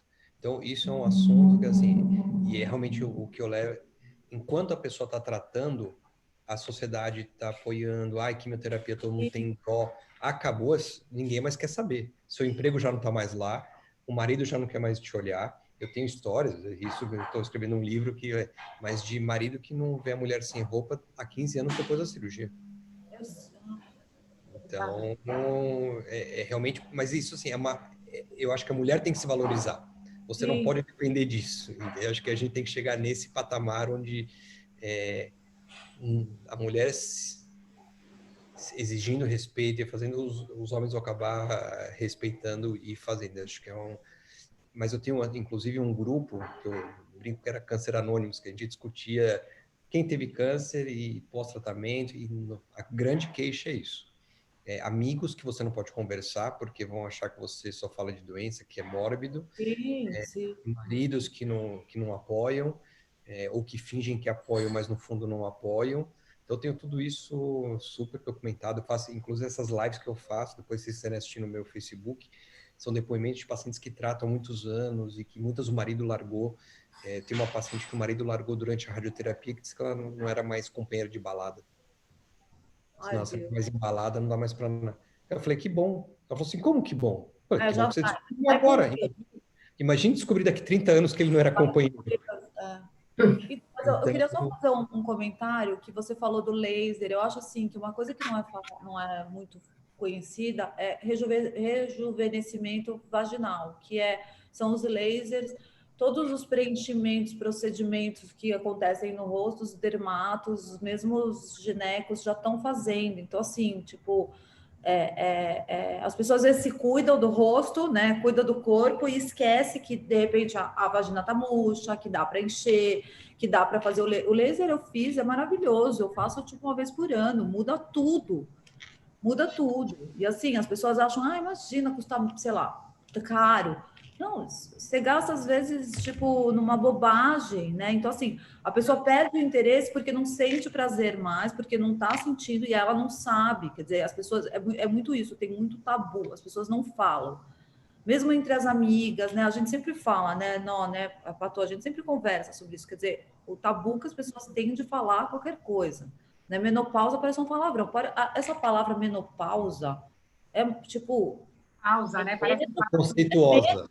É menos, quer dizer, menos pausa, uma diminuição no ritmo de vida, essa questão da invisibilidade feminina que começa nessa fase, né? Que é uma luta grande contra parece isso. Um palavrão, né? Que nem o que eu falo, né? Tipo, parece um nome, parece que tipo, a pessoa deu um espirro. Também o que vai acontecer é isso, que como as mulheres viviam pouco, não era explorado, mas agora vai ser o contrário, as mulheres vão viver muito mais. Sim, vai dar E às vezes a pessoa vem, eu quero testosterona para melhorar a vagina, não vai melhorar. Você tem que fazer o laser. Tem que fazer o laser, não vai resolver, não vai resolver. De novo, as pessoas põem na cabeça... Pode se entupir de testosterona, que se a cabeça não estiver boa, não vai nem fazer efeito, porque o que adianta você tomar testosterona e não ir fazer um esporte? Você não vai ver o benefício. Você não vai ver a gordura, não vai acontecer assim. As pessoas querem mágica. Isso. E a mágica não existe, né? É isso que você falou. E na acupuntura resolve muito o calor. Eu vou no Dr. Marcelo, ele é maravilhoso. Você conhece? Não. Na verdade, eu tenho... Eu já ouvi falar que, na verdade, eu tenho um paciente que teve câncer e tratou há 15 anos atrás, um câncer super raro, um anestesista. Ele virou monge budista. E ele queria ajudar muitos pacientes oncológicos e ele fez acupuntura, 2 anos num curso com... Sério? Que legal. Chinês. Então ele tá no meu Facebook, a primeira live que eu fiz foi com ele. Que massa. Me incentivou a fazer isso, então eu trabalho direto com ele. É legal saber ter uma alternativa, porque ele tá sempre lotado, é uma espera, às vezes, boa. Eu vou pegar seu celular com as meninas. Tá. Não, a gente tem vários projetos que dá para fazer. Vamos. E eu vou sair, meninas, porque como eu falei para a Noca, como eu tô na menopausa, eu tive uma insônia, acordei 3h30 da manhã, e quem disse que eu voltava para dormir? E, gente, adorei. Pudim, obrigada, meninas, obrigada, Flávia. Vamos se conhecer, vamos fazer um máscara. Get together. Eu também. Muito bom. Beijo. Obrigada, Marcelinho. Obrigada. Sempre doce com todas nós. A Ana Lúcia é a psiquiatra que eu comentei, que está estudando sexualidade. Ela fazia psiquiatria e ela começou a se interessar por oncologia e eu sugeri fazer sexualidade, porque realmente é um campo super... então tem transgênero, tem umas coisas que eu estou planejando com a Ana. Que legal você veio, Ana. Muito legal. Estou aqui acompanhando. Adorei. Foi muito legal. E a Ana me conhece como Pudim também. Mas eu ia falar Marcela, chamaram você de Pudim antes. Não, pode dizer, eu conheço o Marcelo já não sei quantos anos, já descobri que ele é Pudim faz um ano. Em casa. Eu descobri que ele faz um ano. Não, Pudim é um de menos, né? Tchau, gente, obrigado. Viu? Beijo, boa noite. Beijo. Boa noite, Marcelo. Super obrigada. Obrigada, Renê, também. Espero que leve mais gente para o Braha também. Por favor. Obrigada. Sim, a gente marcou, viu? Também. Que eu acho um projeto super bacana. Compartilha eu vou botar meu telefone. As pessoas às vezes ficam com vergonha. Assim, pode ligar, pode procurar. Não, tem que seguir no Instagram e qualquer coisa entra em contato por lá, né? Tá bom, eu acho que é mais fácil, mas eu acho bem legal. Tá bom. Super projeto. Beijo, amores. Beijo, obrigada. Beijo. Dorme bem hoje. Boa noite, obrigada. Você também. Obrigada. Eu vou tentar. Beijo. Qualquer coisa me Não é liga. fácil. Tá bom, 3 da manhã a gente Eu se tô fala. acordada. Manda um WhatsApp. Manda, vê se você tá online. Você também tá com problemas de dormir? Não. Denise, não, você tá muda. Não, eu ainda estou passando por uma outra coisa. Meu sogro faleceu há 2 dias. Ah, O meu marido Deus. lá em Israel, a gente estava com passagem marcada para ir, sabia que esse momento estava chegando, mas a gente fez o exame para viajar e ele deu positivo. Então, a gente teve que cancelar a viagem e, na verdade, estamos numa semana de luto, mas nem por isso televisão não estou vendo, mas as lives eu estou participando, porque são muito enriquecedoras. Eu amei a de hoje. Foi muito que boa. bom, Dê, que bom. Manda um beijo pro Ave. Que duro, né? Tá longe assim. Quê? Mando sim. A Etel teve câncer, né? Lembro. Sim, lembro. Faz tempo, né? Jovem. Jovem. Mais ou menos. Jovem, mais jovem. Isso, mas foi muito, muito bom. Adorei. Que bom, que bom. Bom que você está aqui. Um beijo. Então. Beijo. Beijo. Lu, Tchau. Andréia, eu não consegui fazer as perguntas de vocês, eu vou encaminhar, tá bom? Não sei se elas estão aí, se elas saíram. Não sei, tá a câmera. Oi, Lu. Oi, Noca. Oi, Lu. Tudo? Primeira vez que eu assisto aí alguma live de vocês, muito bacana. Obrigada, muito legal. Depois eu pego, se puder mandar para ele também essa pergunta. Vou mandar. Eu tirei uma foto dela para poder mandar para ele. Até porque há um ano atrás eu falei com o meu ginecologista sobre isso, conversei com uma médica, e daí entrou a pandemia, e aí conversei com uma geneticista do Oswaldo Cruz. Então, eu queria saber a opinião dele também. Não, perfeito. Ele é doce. Eu uso ele e eu uma ginecologista, assim. Eu vou nele como oncologista para prevenir, né? Como ele falou, para detectar antes, na verdade. E com a minha ginecologista eles se falam para saber se eu posso ou não posso. Super legal, porque eu até na época conversei com meus irmãos também, porque eu falei, de repente a gente faz uma consulta família até, eu acho que é importante. Sem dúvida. Histórico de família tem que olhar mesmo. E você tá linda. Eu? Obrigada. Muito linda. Merci. Obrigada. Beijo. Parabéns pela iniciativa. Imagina, obrigada. Bom você estar aqui. Beijo. Tchau. Beijo, menina. Andréia, Denise, não sei se vocês estão aqui ainda. Tô, Noca. Oi, Dé. Tudo? Tudo, e você? Tudo jóia. Você também tem uma pergunta que não foi respondida, né? Que eu vi. Isso. Se você puder mandar para ele, ele sabe quem eu sou. Mando sim. Mando, tá com bom? certeza. Tá Mas jóia. foi ótimo. Ele é sensacional. Ele é doce como pessoa, né? Então ele já pega a gente nessa hora. Não, ele é maravilhoso. E o que ele fala que é super importante é isso, né? Que tem um cuidado com a pessoa. Total, isso faz toda a diferença. Sim, certeza. Bom, realmente, você tá linda, a Patô tá linda e a minha prima Renê também tá linda. É bom, estamos em casa, todo mundo. Então tá bom, gente. Beijo, fala, Lu. Eu te mandei por WhatsApp um livro sobre menopausa de uma ginecologista americana. Maravilhoso, essa mulher assim, mudou minha vida já antes da menopausa, porque ela tem um livro que fala Our Body, não lembro exatamente o nome, é uma bíblia assim, maravilhosa, depois eu te mando também. E esse livro também ótimo. É muito bom, se de repente assim você quiser compartilhar aí para as pessoas, porque é maravilhoso. Lógico, vou colocar nos grupos, mandar essa ginecologista super é bom. Incrível.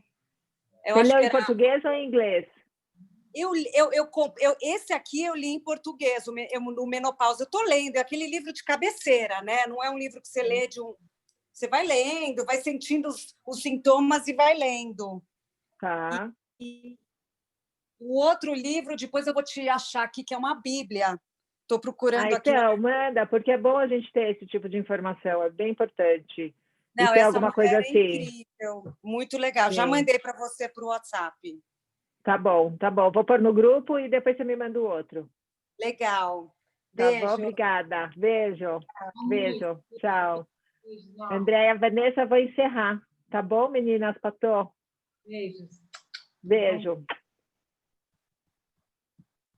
Tchau, Juju.